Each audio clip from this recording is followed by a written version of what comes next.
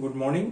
BSc part second paper second differential equation चल रहा है, जिसमें आपको लास्ट टर्न पे होमोजीनियस डिफरेंशियल इक्वेशन करी थी। होमोजीनियस लीनियर डिफरेंशियल इक्वेशन, समघातीय रेखीय अवकलज समीकरण और इक्वेशन रिड्यूसिबल टू होमोजीनियस। इसके 3-4 आर्टिकल कराए थे, वीडियो आर्टिकल। काफी क्वेश्चंस करा देते थे, आपको उनके करने। नेक्स्ट अपनी आर्टिकल है साइमल्टेनियस डिफरेंशियल इक्वेशन, युगपत अवकलन समीकरण। अब युगपत समीकरण से मतलब है जैसे एक्स और वाई दे रखे हैं या एक्स वाई जेड दे रखे हैं, या आपके भी दो ही वेरिएबल की बात हो रही है। युगपत एक्स और वाई और युगपत अवकलन समीकरण हो गए तो आपका बन गया dx अपॉन dt और dy upon dt।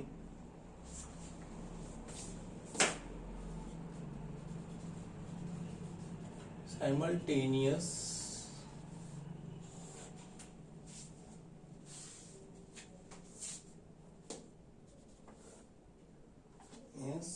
Differential equation.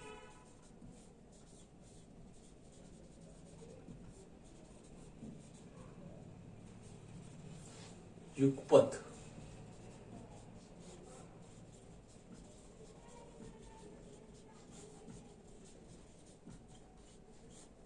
नाम से पता लग गया आपको, दो दो के पेयर में है। अब यहां पे आपको जैसे दे रखा है F1D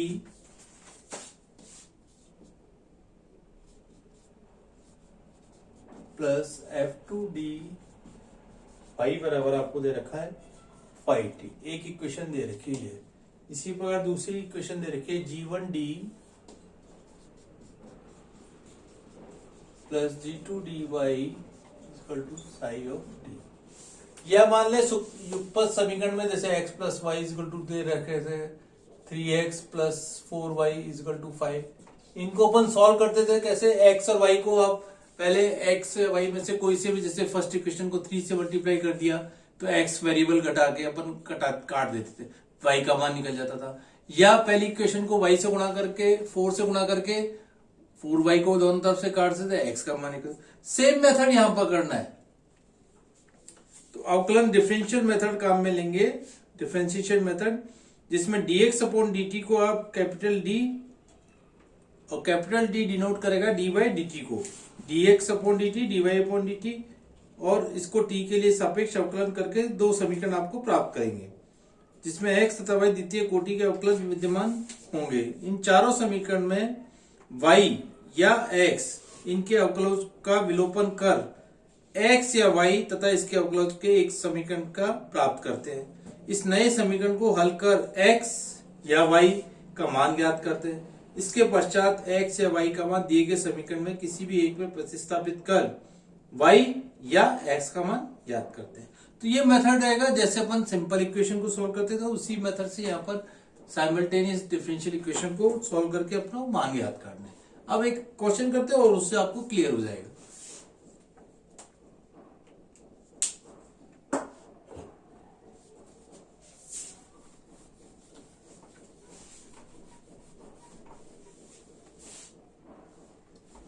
जैसे क्वेश्चन देखिए, dx upon dt minus 7x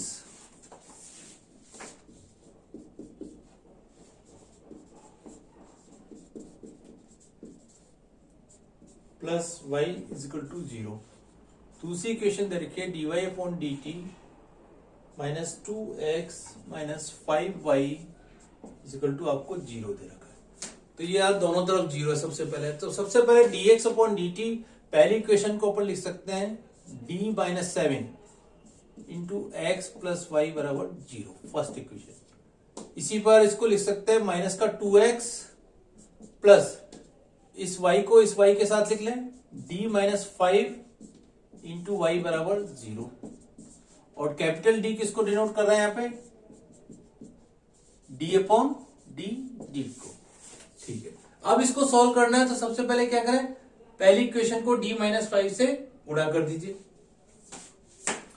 अब d माइनस 5 से गुणा करना है, इसका मतलब यह संख्या लगानी, ये नहीं d माइनस 5 यहां आएगा, d माइनस 5 यहीं आएगा इससे पहले।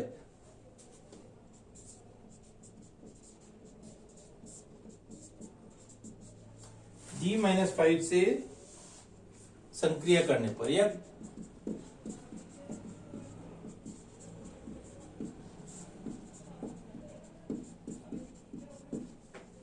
पहली इक्वेशन को आपने करी D-5 से,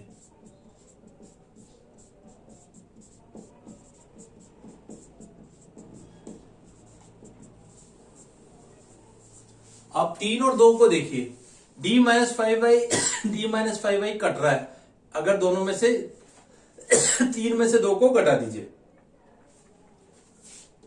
समीकरण 3 में से 2 को घटाने पर, लैंग्वेज लिखनी पड़ेगी क्योंकि ऐसे आपको नहीं करना है क्वेश्चन, ध्यान रखना है। तो D-5 into D-7 into x plus D-5y plus 2x minus D-5 into y बराबर 0। तो आपसे क्या कट गया, इससे ये कट गया, which implies D-5 plus 2x बराबर 0। इस तरह से ये आपकी इक्वेशन आ गई D-5 D-7 plus 2 into x बराबर 0। ठीक है, इसको अपन ऐसे भी लिख सकते हैं, गुणा करके लिख लीजिए पहले दोनों फैक्टर को, और x को बाहर ले लीजिए। कैपिटल D किसको डिनोट कर रहा है, आपको ध्यान रखना है d/dt को। तो ये हो गया d² 7 और 5 12D प्लस 35 और प्लस 2 इंटू एक्स बराबर 0।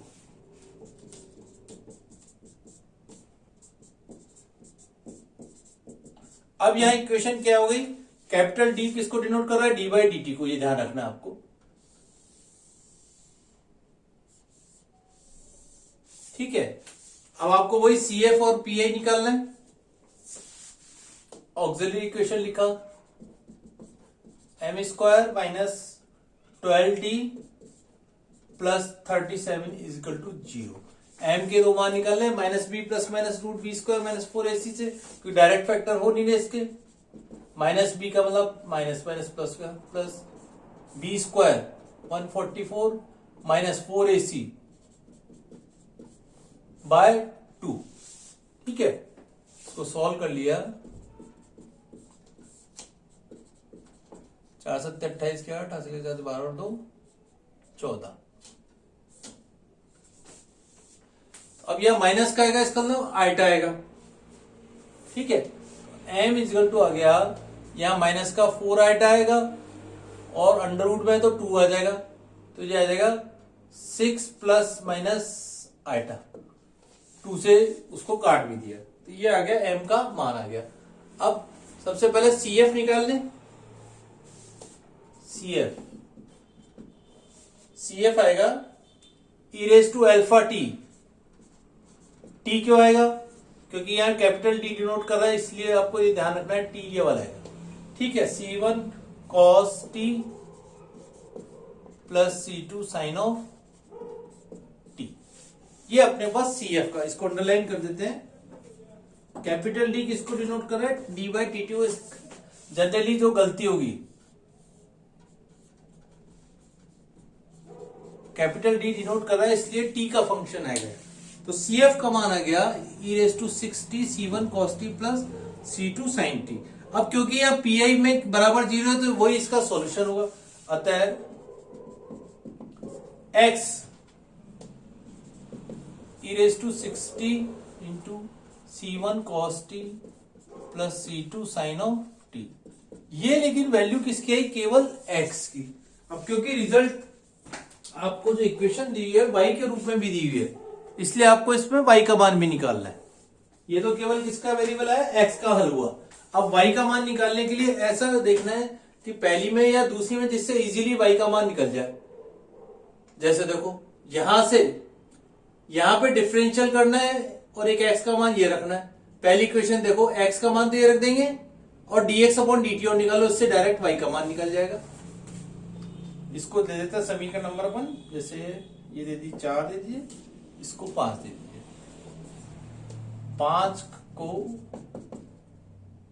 डिफरेंशिएट अवकलन करने पर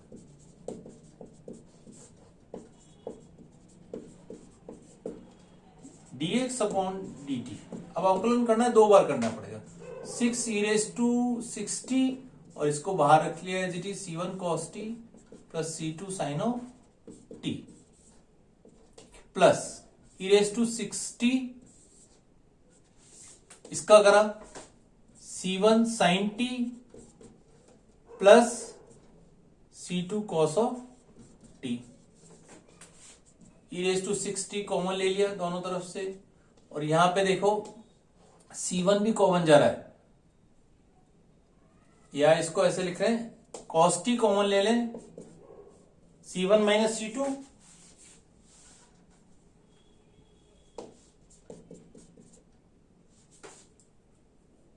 यहां से C1 माइनस C2, यहां से 6 और आएगा 6C1 minus C2 cos t। Sine t में देखिए plus sine t 6C2 minus का C1, तो ये आ गया dx अपॉन dt का मान।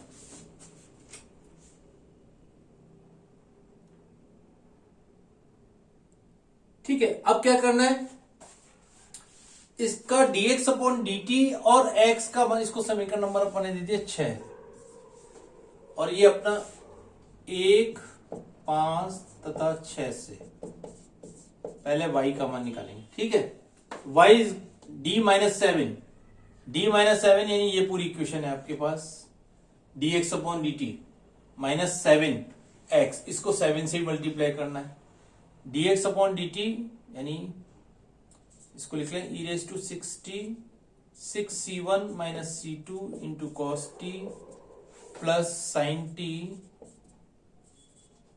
6C2 माइनस का C1। ठीक है, और ये अपन ने इसको ब्रैकेट को क्लोज कर दिया, बड़ा कर देते हैं, माइनस 7x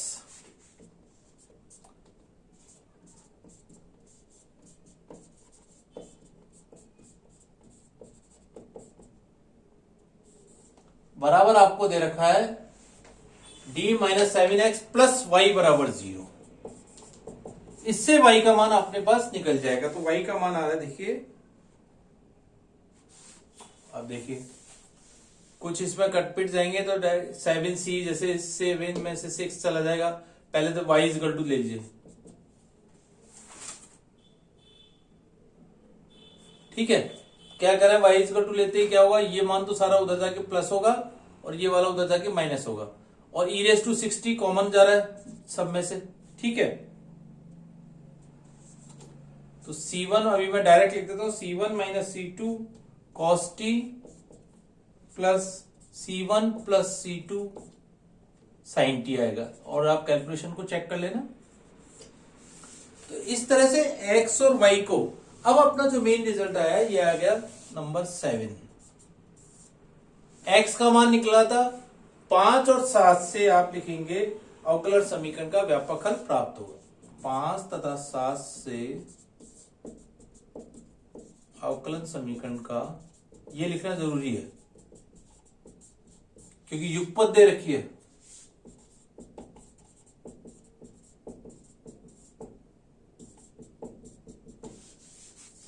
व्यापक हल प्राप्त होगा, तो ये अपना इसका रिजल्ट आ गया इस तरह से। ठीक है, इसी प्रकार एक और क्वेश्चन करते और आपको क्लियर हो जाएगा।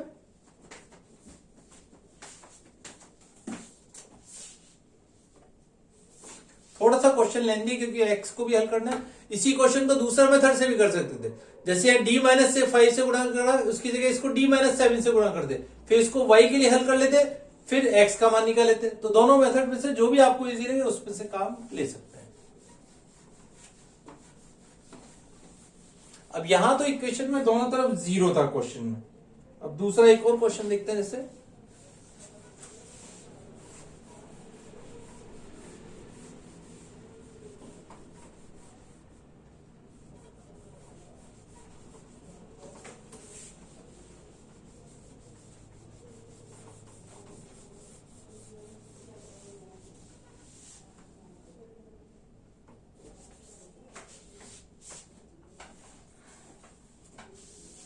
नेक्स्ट क्वेश्चन देखिए,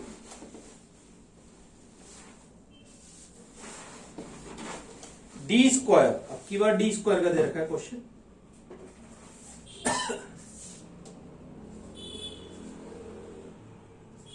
d2x upon dt2 minus 3x minus 4y equal to 0। इसी प्रकार दे रखा है d2y by dt2 plus x plus y बराबर आपको 0 दे रखा है। तो इससे कोई फर्क नहीं पड़ेगा आपको। डी स्क्वायर का एक अगेन पहले जैसे इक्वेशन को लिख लेते हैं, D square minus 3 into x minus 4y equal to 0, और यहां लिख लिया x plus D square plus 1 into y बराबर 0 कर दिया। इससे अपने को इजीली इक्वेशन कर लिया। ठीक है, डी का इसको डिनोट कर रहा है डी बाई डी टी को,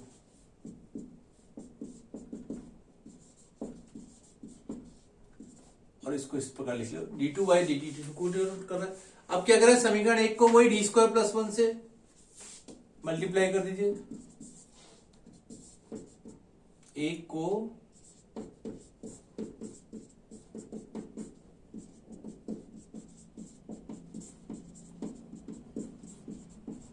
ठीक है, डी स्क्वायर प्लस 1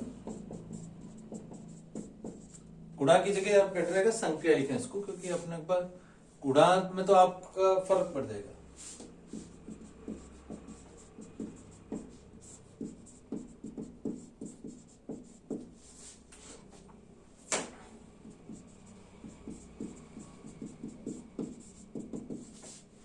और ये तो अपनी थर्ड इक्वेशन होगी।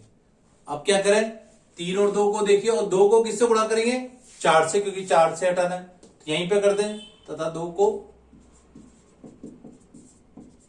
4 से गुणा करने पर, संक्रिया करने पर 4 से कर सकते हैं गुणा। ठीक है, यहां लिख लेते हैं 4x plus D square plus 1 into y plus 4 बराबर 0 आ गया।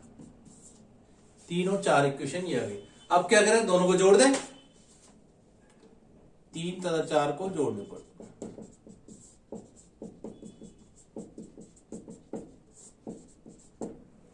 तो आप देख रहे हो डी स्क्वायर प्लस 1